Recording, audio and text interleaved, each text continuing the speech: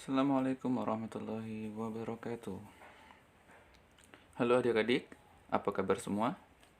Semoga hari kalian selalu bahagia dan tetap semangat dalam belajar. Ya, baik.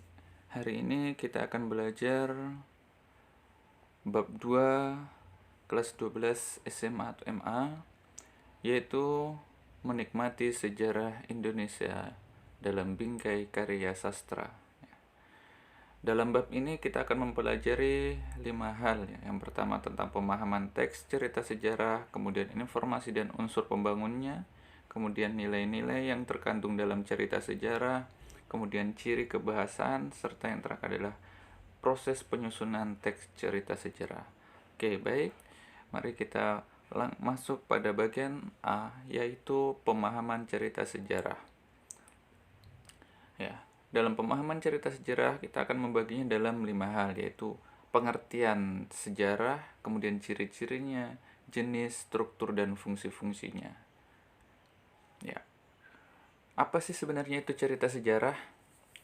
Cerita sejarah adalah naskah cerita atau narasi rekaan yang mengandung unsur-unsur sejarah atau kejadian-kejadian yang terjadi di masa lampau. Ya. Kemudian dalam teks sejarah memiliki unsur-unsur yang nyata atau fakta-fakta, baik tokohnya, nama, tempat, dan peristiwa yang berhubungan atau yang pernah terjadi di masa yang lampau. Jadi seperti itu ya. Oke, baik. Kemudian seperti apa ciri-cirinya? Ciri-ciri dari teks cerita sejarah adalah menampilkan latar masa lalu ya. Kejadiannya, karena ini disebut cerita sejarah, otomatis kejadiannya itu sudah berlangsung di masa yang lampau ya. Kemudian disajikan secara kronologis, maksudnya dia tersaji secara terurut ya, urutan ceritanya, kejadian-kejadiannya dia terurut sampai kejadian terakhirnya, seperti itu. Kemudian sering menggunakan konjungsi temporal. Yang seperti apa itu konjungsi temporal? Konjungsi temporal adalah konjungsi kata sambung yang digunakan untuk menata urutan waktu. Biasanya seperti kata kemudian, setelah, lalu, dan lain sebagainya. Gitu ya. Kemudian ciri dari teks sejarah itu berupa fakta, bisa juga berupa fiksi ya. Jadi sebelumnya saya akan jelaskan tentang jenis-jenis cerita sejarah ya.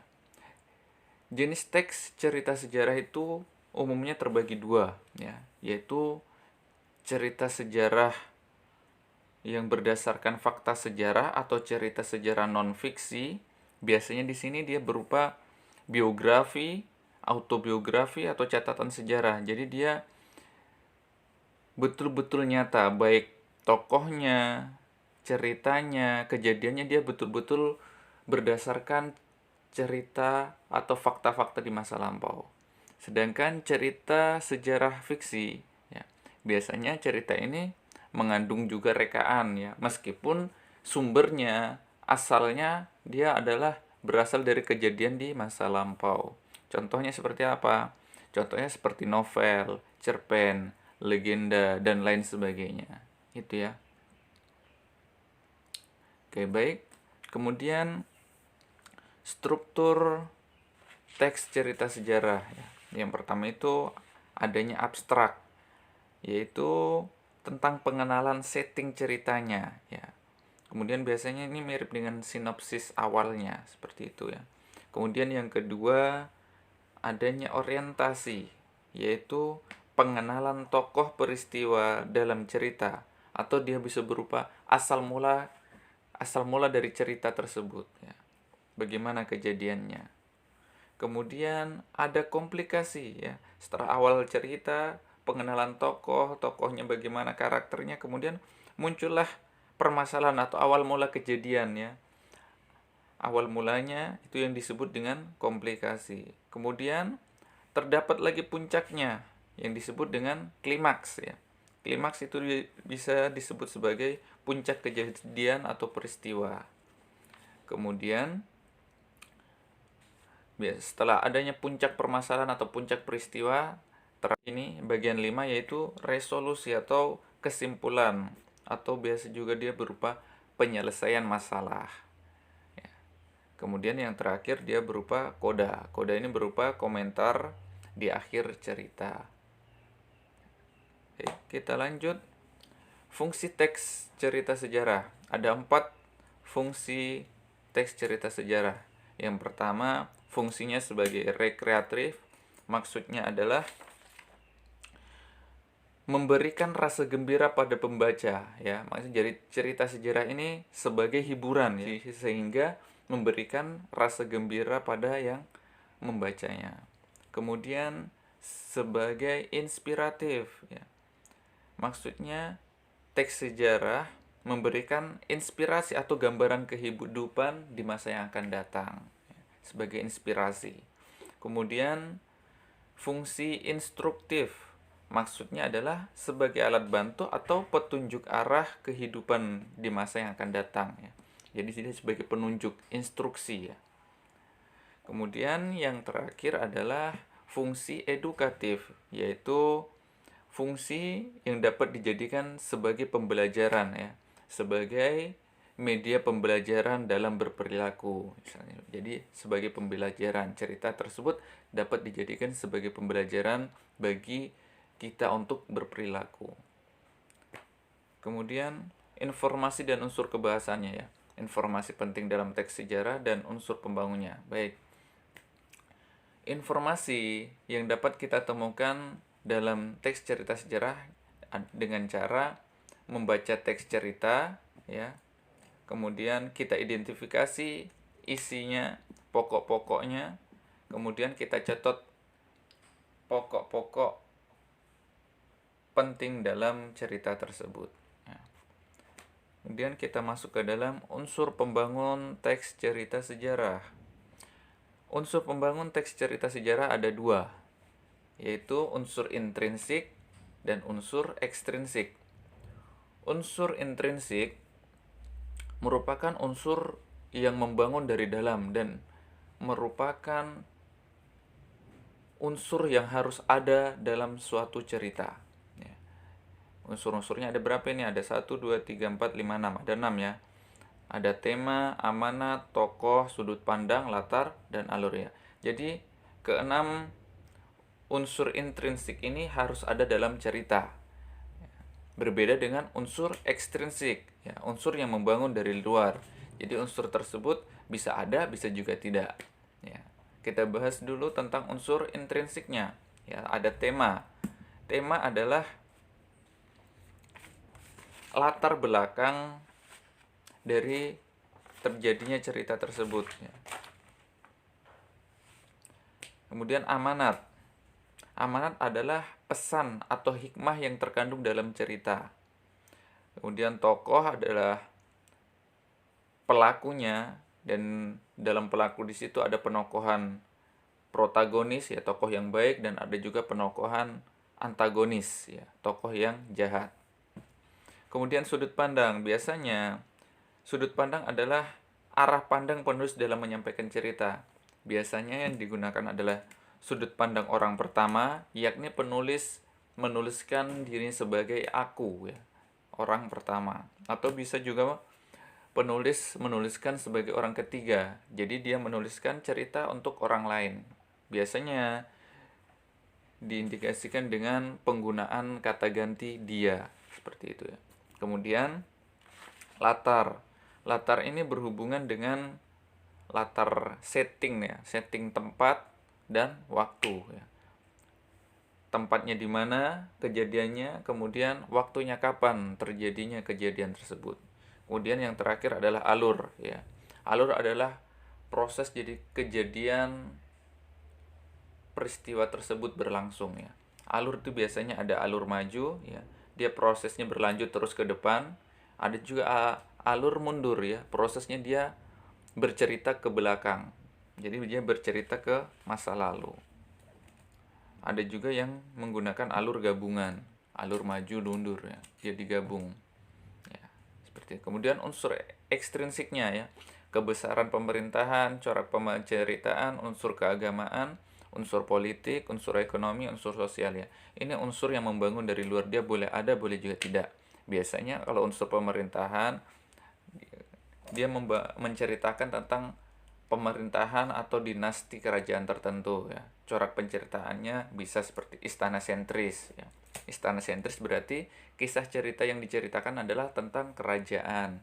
Unsur keagamaannya ya. Biasa kalau cerita-cerita masa lalu itu menggunakan corak unsur keagamaan Hindu-Buddha ya, karena zaman dulu cerita-cerita orang terdahulu, kerajaan-kerajaan terdahulu adalah menganut ajaran agama Hindu-Buddha. Unsur politiknya, ekonomi, sosial ya. Bagaimana dalam berpolitik, kemudian bagaimana perang dagang dan bagaimana hubungan sosial dengan masyarakat. Itu merupakan unsur-unsur yang membangun dari luar. Baik, kita lanjut. Nilai-nilai dalam teks sejarah ya. Ada nilai moral, nilai kepahlawanan, religius, sosial, dan budaya. Nilai moral biasanya berhubungan dengan nilai yang mencerminkan perilaku atau sikap tokoh dalam cerita ya. Jadi perilakunya, dia apakah sopan, santun, ramah, dan lain-lainnya. Kemudian nilai kepahlawanan, nilai yang menunjukkan teladan seorang penolong atau pahlawan. Contohnya cerita tentang Gajah Mada, sang pemersatu Nusantara. Berarti dia adalah pahlawan pemersatu bangsa. Kemudian nilai religius, nilai yang berkaitan dengan agama atau ibadah. Ya, biasa apakah dia rajin beribadah seperti sholat, gitu ya. Itu berarti dia masuk dalam nilai religius. Kemudian nilai sosial, nilai yang berkaitan dengan tata pergaulan dalam individu ataupun masyarakat ya. Seperti bagaimana dia berkomunikasi dengan tetangganya, kemudian bagaimana dia saling menolong, saling bergotong royong, itu masuk ke dalam nilai sosial. Kemudian nilai budaya, nilai yang berkaitan dengan peradaban atau kebudayaan tertentu. Misalnya kebudayaan suku Jawa, suku Tolaki, suku Bugis, dan lain sebagainya. Itu adalah nilai budaya. Kemudian ciri kebahasaan dalam teks cerita sejarah. Biasanya menggunakan kata keterangan atau adverbial ya. Keterangan di sini biasanya menggunakan keterangan waktu dan tempat. Kapan kejadian tersebut berlangsung dan di mana, itu berhubungan dengan adverb, kata keterangan ya. Kemudian menggunakan kata sifat ya. Karena adanya pelaku atau tokoh, maka otomatis nanti akan ada sifat dalam tokoh tersebut. Apakah dia baik, gagah, berwibawa, perkasa, itu berhubungan dengan kata sifat semua. Kemudian adanya majas. Majas adalah gaya bahasa ya. Biasanya yang digunakan adalah majas hiperbola, litotes ya. Majas hiperbola adalah majas gaya bahasa yang melukiskan keadaan seseorang secara berlebihan ya. Misalnya, anak itu berlari sangat cepat bagai kilat ya. Bagai kilat berarti melebih-melebihkan. Adakah orang berlari seperti kilat ya? Itu adalah penggunaan majas. Kemudian ada majas litotes, yaitu majas yang melukiskan hal sekecil-kecilnya untuk merendahkan diri. Biasanya dalam cerita digunakan kalimat seperti ini. Terimalah pemberianku yang tidak berharga ini. Berarti dalam kalimat tersebut mengandung majas litotes, yakni melukiskan hal sekecil-kecilnya. Terimalah pemberianku yang tidak berharga ini. Padahal pemberiannya adalah berlian, namun dianggap tidak berharga. Ya, itu adalah gaya bahasa yang digunakan. Kemudian menggunakan bahasa kias atau makna konotasi. Ya, biasanya menggunakan frasa-frasa kiasan untuk membangkitkan imajinasi pembaca agar pembaca lebih tertarik untuk membaca cerita tersebut. Contohnya, sang ibu ratu terpukul hatinya. Ya, terpukul hatinya di sini maksudnya bukan hatinya dipukul, namun bermakna terpukul hatinya berarti sang ibu ratu itu sedang sangat sedih ya. Itu terpukul hatinya merupakan frasa kiasan yang bermakna sangat sedih. Atau ada juga biasa menggunakan kalimat ia adalah tulang punggung keluarganya. Tulang punggung keluarganya, maksudnya tulang punggung itu adalah ia merupakan sandaran atau tumpuan kehidupan bagi keluarganya. Seperti itu ya.